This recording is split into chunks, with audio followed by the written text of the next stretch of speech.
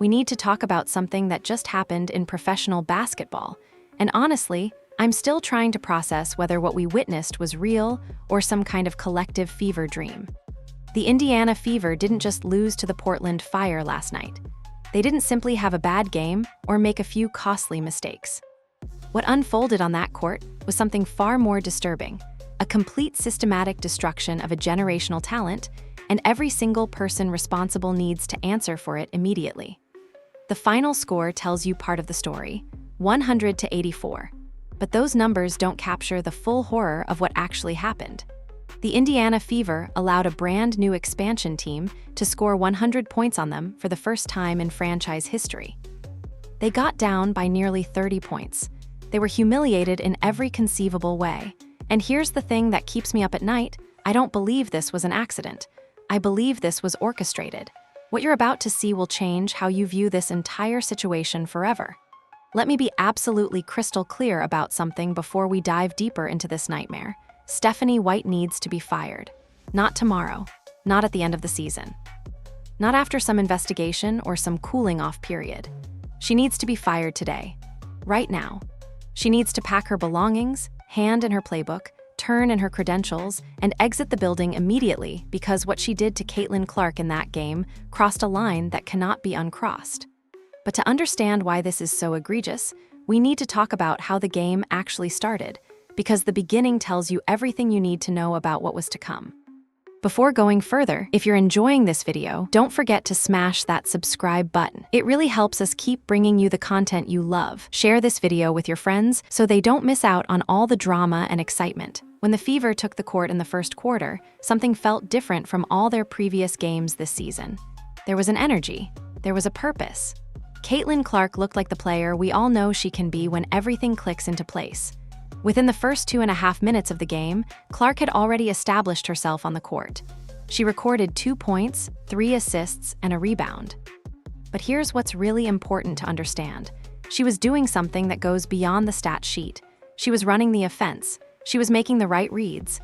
She was distributing the basketball to open teammates. The pace was crisp. The ball was moving quickly from player to player. The Fever weren't just playing offense, they were playing the kind of basketball that championship teams play. The result? The Fever jumped out to an early 8-4 lead. That might not sound like much, but if you understand basketball at even a basic level, you know that establishing early momentum is crucial. The team was clicking. The players were moving together. The offense had direction and purpose. Fans watching at home were thinking maybe, just maybe, this team had finally figured it out. Maybe they had finally found the formula that could unlock their potential. The momentum was undeniable. The energy was absolutely there. Everything that makes Caitlin Clark special, her basketball IQ, her ability to run an offense, her vision, her understanding of the game, was on full display for everyone watching to see. She wasn't just playing the game, she was controlling it. She was dictating the pace and the flow. She was making her teammates better. The offense was functioning at a level we rarely see from this Fever team. But then something happened that can only be described as inexplicable. The commercial break occurred, which is completely normal during NBA broadcasts. When the action resumed, when the game came back from the break, the most shocking thing happened. Caitlin Clark was on the bench, not for a brief rest, not for a tactical adjustment, not for any reason that made basketball sense. With 6.5 minutes still remaining in the first quarter, the very first quarter of the game, Stephanie White pulled her superstar off the floor. Think about that. Your best player. Your franchise cornerstone. The generational talent. The player who literally just created momentum and was actively producing.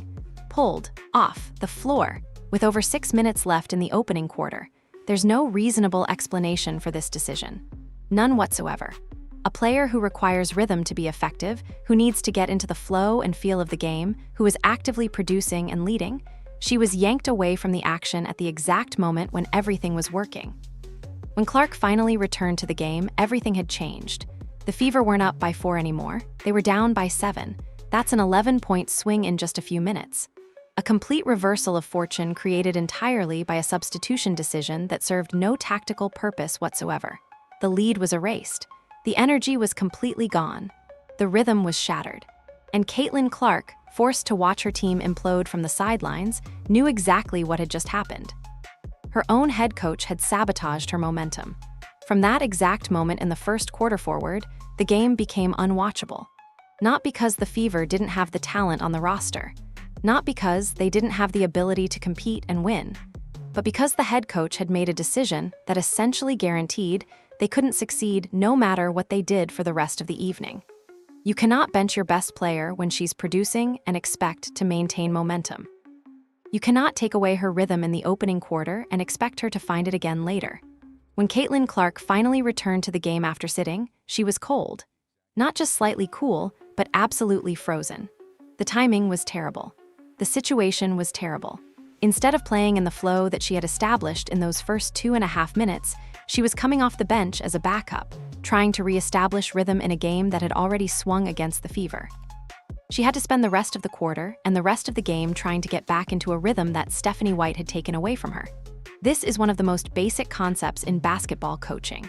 Every single coach at every level understands that rhythm matters. Rhythm matters for playmakers. Rhythm matters for scorers. Rhythm matters for wings, guards, and centers.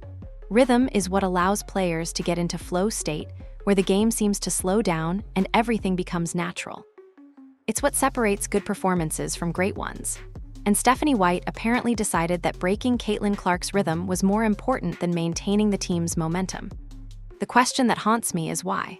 Why would a professional coach, someone who has been around the game for decades, someone who is making millions of dollars annually to lead this organization, pull her best player out of the game when she's producing? There's no strategic reason. There's no tactical advantage.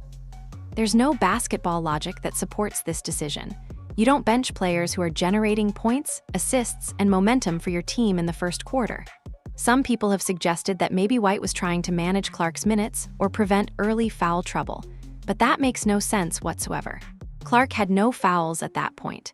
The game was early. There were going to be plenty of minutes to play. This wasn't a situation where the player was in danger of fouling out. This was an arbitrary decision that accomplished nothing except disrupting what was working. And here's what's truly infuriating about this moment. It set the tone for the entire rest of the game. Once you take away a player's rhythm that early, it's incredibly difficult for them to find it again. The game had changed. The momentum had shifted. Portland, instead of playing from behind, was now in a position of strength. The Fever, instead of building on their early success, were now fighting an uphill battle. When you look at championship teams and dominant coaching performances, what you see is coaches who understand how to maintain and build momentum. They understand that early success should be expanded upon, not abandoned. They understand that if something is working, you keep doing it. You double down on it. You find ways to make it even more effective. But Stephanie White did the opposite. She took what was working and killed it. She took the momentum that her team had generated and handed it directly to the opposing team on a silver platter. From that moment forward, the Portland Fire smelled blood in the water, and the Indiana Fever were on their heels for the rest of the night. Everything that followed, every ugly possession, every defensive breakdown, every missed opportunity, can be traced back to that single decision to bench Caitlin Clark in the first quarter. And here's where it gets even worse, even more infuriating, and even more difficult to explain away as simple incompetence. When you watch the film from that game, when you actually sit down and study what happened possession by possession throughout the entire evening, something becomes absolutely undeniably clear. Stephanie White did not run a single offensive play designed for Caitlin Clark the entire game. Not one. Not a single action. Not a screen. Not a pick and roll. Not a catch and shoot opportunity designed to get her open. Not a movement designed to get her the basketball in rhythm positions. Nothing. Zero. Complete and total nothingness. This is the kind of thing that sounds absolutely impossible until you actually watch it yourself and see it unfolding in real time. You're sitting there thinking, there's no way a professional head coach, someone who is being paid millions of dollars to run an NBA offense, somehow forgot about or deliberately ignored her franchise's best player. But that's exactly what happened. The offense was chaotic throughout the entire game. It was unstructured. It looked like 5 people who had just met each other in a parking lot trying to play competitive basketball together. There were no screens set for Clark to get open looks. There were no pick and roll actions designed with her in mind. There were no off-ball movements designed to free her up. There was no system. There was no framework. There was nothing. The ball just moved around the court haphazardly with no clear purpose or direction. Players were improvising. They were making things up as they went along. It looked amateur hour at a professional level. And the reason for all this chaos was simple and obvious. There was no system designed to involve the best player on the team. How do you explain that? How do you rationalize a head coach running 0 plays for her franchise's most talented player? There's no reasonable explanation that doesn't involve either incompetence so profound that it's essentially impossible or intentional sabotage. Caitlin Clark finished the game with 6 points on 1 for 7 shooting. 6 points. For a player of her caliber, for a generational talent, that's not just a bad night. That's what happens when the system actively works against you. That's what happens when a head coach decides not to involve you in the offense. That's what happens when you're being sabotaged by the person who's supposed to be your greatest advocate. And here's what makes this even more maddening.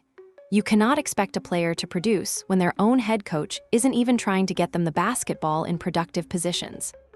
You cannot demand more from Caitlin Clark when the person leading the team is actively preventing her from succeeding. You cannot blame the player when the coaching staff has decided to design an offense that doesn't include her. This isn't incompetence anymore. This goes beyond incompetence. This is beyond bad coaching decisions or tactical errors. This is calculated. This is intentional. This is deliberately trying to make a player fail. A professional coach at this level, someone with Stephanie White's experience, simply cannot be this bad by accident. The probability is mathematically impossible. The odds of making 0 plays for your best player for an entire game by accident are essentially 0. Either Stephanie White is sabotaging Caitlin Clark deliberately, with full knowledge and intention, or she is so spectacularly unfit for this position that she makes the worst coaches in professional basketball history look like geniuses. There's no middle ground here. There's no reasonable explanation that doesn't involve one of those two scenarios. And based on what I saw in that game, I'm leaning very heavily toward the former. I think this was intentional. I think Stephanie White made a conscious decision to not run plays for Caitlin Clark. But the chaos and the dysfunction didn't end with what happened to Caitlin Clark. The entire team fell apart like a house of cards in a windstorm. When you have a head coach who isn't providing leadership, who isn't creating structure, who isn't designing plays and giving players clear direction, the entire team suffers. That's what happened in this game. Aaliyah Boston, the franchise's foundational piece, the player the organization built everything around, got completely dismantled and dominated by Megan Gustafson. Let me repeat that because it's absolutely important. Megan Gustafson. A player who averages 9 points per game in the regular season.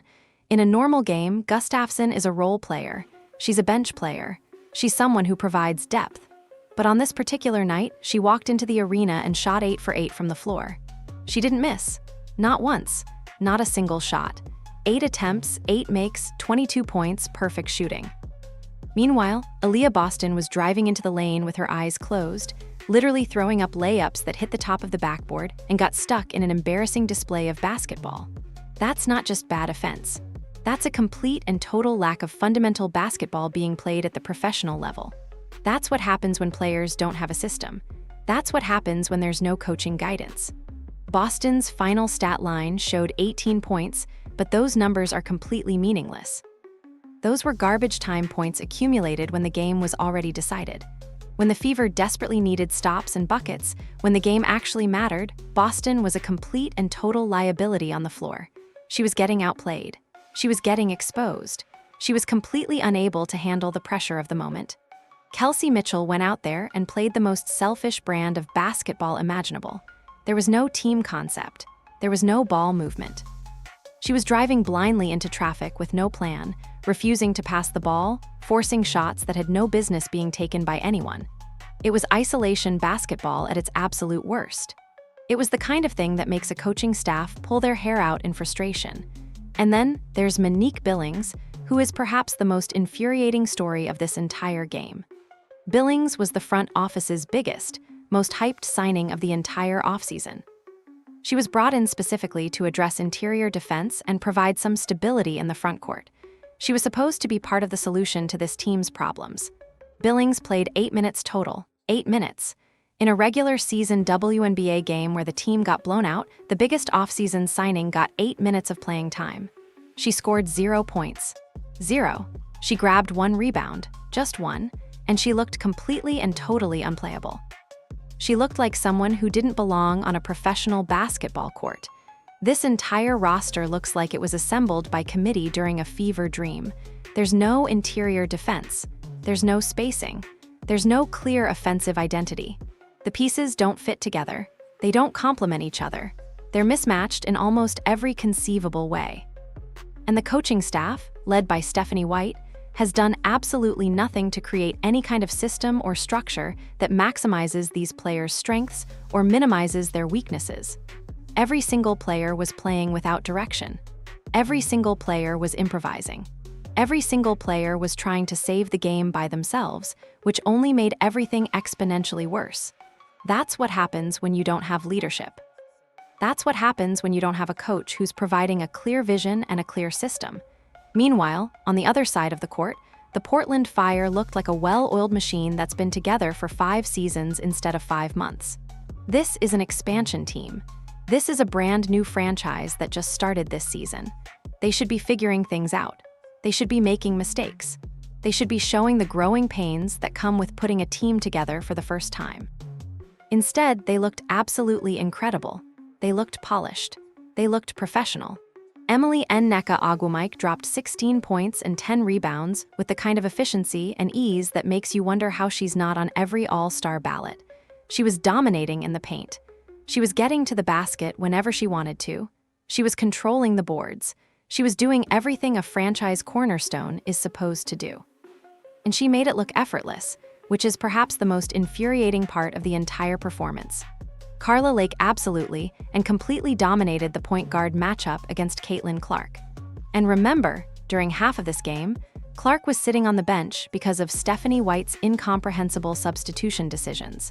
Lake finished with 18 points and 12 assists on 6 for 12 shooting, which means she was efficient while also being a prolific playmaker. She controlled the entire game. She dictated the pace. She determined when Portland attacked and when they slowed things down. She was orchestrating the offense like a maestro conducting a symphony. And here's the thing about Lake's performance that's truly damning to the Indiana Fever. She outplayed Caitlin Clark. A brand new expansion team's point guard outplayed the generational talent, the franchise cornerstone, the player everyone is supposed to be watching. That doesn't happen when you're running the right plays, when you're putting your player in position to succeed, when you're giving them the basketball in rhythm positions. Sarah Ashley Barker, a player most casual fans had probably never even heard of before last night, was hitting 3-point bombs and adding 15 points with 6 rebounds and 4 assists. She was a productive player on a productive team. She was part of something that worked. She was part of a system where everyone knew their role and executed it. The contrast between the two teams was almost painful to watch. It was like watching 2 different levels of basketball being played simultaneously. On one side, you had a franchise that looked completely lost, with no direction, no identity, and no leadership whatsoever from the coaching staff. On the other side, you had a brand new expansion team that somehow looked like they'd been together for an entire season already. They looked cohesive, they looked organized, they looked like they understood what they were doing. The Fire executed a game plan with precision. They moved the ball, they played team basketball, they trusted their system. They trusted their coaches. They executed every single play that was called for them. And the result was a dominant, convincing victory over a team with far more talent. The Fever looked like a rec league team that just met in a parking lot and decided to play a game without ever discussing the rules or the strategy. The Fire looked like a group of professionals who had practiced together every single day and knew exactly what their teammates were going to do before they did it. Portland embarrassed the Fever. They made them look like amateurs. They made them look unprepared. They made them look outclassed. And there's only one reason why this happened: coaching. Better coaching on one side of the floor. Smarter basketball.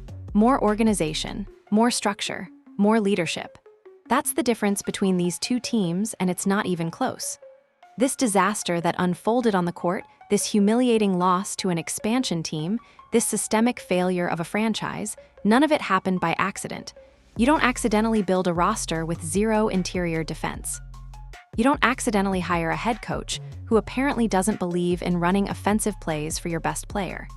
You don't accidentally make free agency decisions that create fundamental mismatches and incompatibilities between your players. This is the result of a complete and total organizational failure that starts at the very top and filters down through every single level of the franchise. And every person involved in making these decisions needs to be held accountable. Let's start with Amber Cox, the general manager of the Indiana Fever. She's the person who put together this roster. She's the person who made the decisions during free agency. She's the person who decided which players would be added and which would be moved. She constructed something that doesn't work on any level. The roster is fundamentally broken. The pieces don't fit together. There's no chemistry. There's no clear identity. You can point to individual acquisitions and ask what she was thinking. Monique Billings doesn't fit. The interior defensive issues remain unsolved. The team is still undersized. The spacing is still problematic. Every single move she made seems designed to make the team worse, not better. Either she made terrible decisions, or she was working with an incredibly limited budget and limited options. Either way, the roster she constructed is a failure. Lynn Dunn, the assistant coach, is part of a coaching staff that apparently decided, collectively, that Caitlin Clark doesn't deserve to have any offensive sets designed around her. Lynn Dunn is part of a coaching staff that watches their best player get benched in the first quarter and doesn't speak up. Lynn Dunn is part of a coaching staff that goes through an entire game without running a single play for the franchise cornerstone. But the real problem, the biggest problem, the one that encompasses everything else, is Stephanie White. She's the head coach. She's the one making the substitution decisions. She's the one calling the plays. She's the one responsible for the overall direction and structure of the team. She's the one who should be held most accountable for this catastrophe. The Indiana Fever organization is rotten from the very top. The ownership group allowed this to happen. They hired Stephanie White. They stood by while she made inexplicable decisions. They didn't step in when it became clear that things were going off the rails. The front office, led by Amber Cox, constructed this nightmare of a roster. The coaching staff, led by Stephanie White, is actively making everything worse every single day. This isn't just one decision that's gone wrong. This isn't just one bad game where a team played poorly. This is systemic failure across every single level of the organization. It's organizational malpractice. It's a complete failure of leadership from the ownership group, the front office, and the coaching staff. Every decision made has made the team worse. Every choice has pointed the franchise in the wrong direction. Every hire, every acquisition, every substitution has contributed to this disaster. And the player who deserves infinitely better than all of this is Caitlin Clark. She was drafted by this organization. She was supposed to be their savior. She was supposed to turn things around. Instead, she's been placed in a situation where her own head coach actively works against her success. That's not fair. That's not right. And someone needs to fix this situation immediately. Here's what I want to talk about now, and I'm going to be very careful with my words because I understand this is a serious accusation. I'm no longer convinced that what we're watching is simply incompetence. I'm no longer convinced that Stephanie White is just a bad coach who doesn't understand basketball or doesn't understand how to run a professional offense. I think, and I say this carefully, but I say it with genuine conviction, there's a possibility, maybe even a likelihood, that what we're witnessing is intentional sabotage. Now, I know that sounds extreme. I know it sounds like I'm making a wild accusation without sufficient evidence. But when you look at the pattern of decisions, when you examine the evidence, it becomes increasingly difficult to explain it away as simple bad coaching. When you bench your best player in the first quarter of a game when she's actively producing, that's a decision. When you run 0 offensive plays for your franchise cornerstone over the course of an entire game, that's a deliberate choice. When you allow your team to play without structure or direction, that's an intentional lack of leadership. These things don't happen by accident. There's a saying in basketball, never attribute to stupidity what can be explained by malice. And I think that applies here. Is it possible that Stephanie White is so catastrophically bad at her job that she somehow managed to bench her best player and run 0 plays for her by accident? Is it possible that she's so incompetent that she simply forgot about Caitlin Clark existing? I don't think so. I think the probability of that is essentially 0. Which brings us to the alternative. What if this is intentional? What if Stephanie White has some reason, some motivation, some personal agenda for wanting to make Caitlin Clark fail? I don't know what that motivation might be. I don't have insider knowledge of what's happening behind closed doors. But the evidence on the court points in that direction. Either Stephanie White is sabotaging Caitlin Clark deliberately and intentionally, or she is so profoundly unfit for this job that she makes the worst coaches in professional basketball history look like coaching geniuses. There is no middle ground. There is no reasonable explanation that doesn't involve one of those two scenarios. A professional head coach at this level, someone with years of experience, someone making millions of dollars annually, simply cannot be this incompetent by accident. The margin for error doesn't allow for it. The probability is essentially zero. So either this is intentional, or Stephanie White needs to immediately step down because she's not capable of doing this job.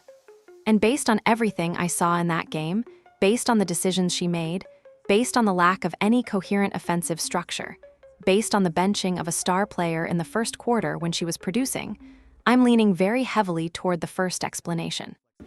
I think there's something intentional happening here. Now, maybe I'm wrong. Maybe this will all be explained away as simple bad coaching. Maybe there will be some revelation that makes this all make sense. But right now, in this moment, looking at the evidence that's right in front of us, I believe we're witnessing sabotage. I believe Stephanie White is deliberately making decisions designed to make Caitlin Clark fail. And if that's true, if that's actually what's happening, then this goes beyond just firing a bad coach. This becomes a matter of protecting the integrity of the game. This becomes about protecting the franchise's most talented player from someone who's supposed to be in her corner, but is actively working against her. Here's what I want to say, and I need you to listen very carefully because this is important. I love Caitlin Clark. I want her to dominate. I want her to absolutely explode and go off every single night. I want her to score 30 points a game. I want her to win the MVP award that she absolutely deserves. I want to see her reach the heights that her talent suggests she's capable of reaching. But as of right now, in this moment, after everything I've witnessed, I am completely and totally done rooting for the Indiana Fever to win games. I'm done with it. I don't want them to win anymore. Why would I root for them to win? So Stephanie White can get more job security. So she can continue to have a platform to make more terrible decisions. So the front office can continue to ignore how catastrophically they've failed in their responsibilities. So the organization can keep destroying the most talented player this sport has ever seen? No, I'm done with that narrative.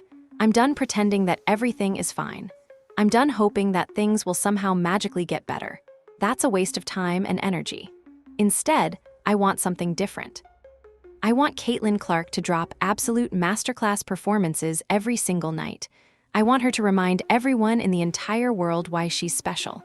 I want her to be absolutely incredible. But I want the opposing team to blow the Fever out of the building. I want them to get destroyed. I want blowout losses. I want the score to get out of hand early. I want defensive breakdowns and offensive inefficiency. I want everything to go wrong for the Fever, specifically because I want everything to go right for the franchise eventually. I want the losses to pile up so high that the ownership group has absolutely no choice but to step in and make a change. I want the pressure to become so intense and so unbearable that nobody in that organization can pretend everything is fine anymore. I want them to hit rock bottom. I want them to have no choice but to act. I want the Atlanta Dream to absolutely destroy them next week. I want the losses to keep coming. I want the pressure to mount. I want the organizational dysfunction to become so obvious that even people who don't care about basketball can see it. And honestly, I think Caitlin Clark needs to put her foot down. She needs to walk into that front office, slam her fist on the table, and demand a trade. Get out of this toxic environment immediately. Go to Toronto and play for Sandy Brindello, who actually understands how to run a professional basketball offense. Go to Atlanta. Go anywhere that actually understands how to utilize a generational talent. Because watching this franchise waste Caitlin Clark is making me genuinely sick to my stomach. This is a tragedy. This is one of the saddest things I've ever witnessed in professional sports. This is professional basketball malpractice at the absolute highest possible level. Every single person responsible for this situation needs to pay the price for it. Stephanie White needs to be fired. Amber Cox needs to be fired. Lynn Dunn needs to be fired. The entire organization needs to be rebuilt from the ground up. And Caitlin Clark deserves to get out of there before any more damage is done to her career, her confidence, and her development as a player. This is unacceptable. This ends now. So here's my question for you, and I genuinely, sincerely want to hear what you actually think about all of this. Is this intentional sabotage by Stephanie White, or is she just the worst head coach in the entire league right now? Because I don't see a third option here. Is there any scenario where benching your best player in the first quarter of a game when she's actively producing and then running 0 offensive plays for her makes basketball sense? I genuinely can't think of one. Should Caitlin Clark demand a trade immediately? Is there any realistic possibility that she stays with this organization and actually believes in the direction it's heading? Or is it time for her to cut her losses and get out before this situation causes even more damage? Let all your thoughts and all your anger out in the comments section right now. I want to hear from every single one of you. Make your voice heard. This franchise is at a critical moment, and what happens next will define the future.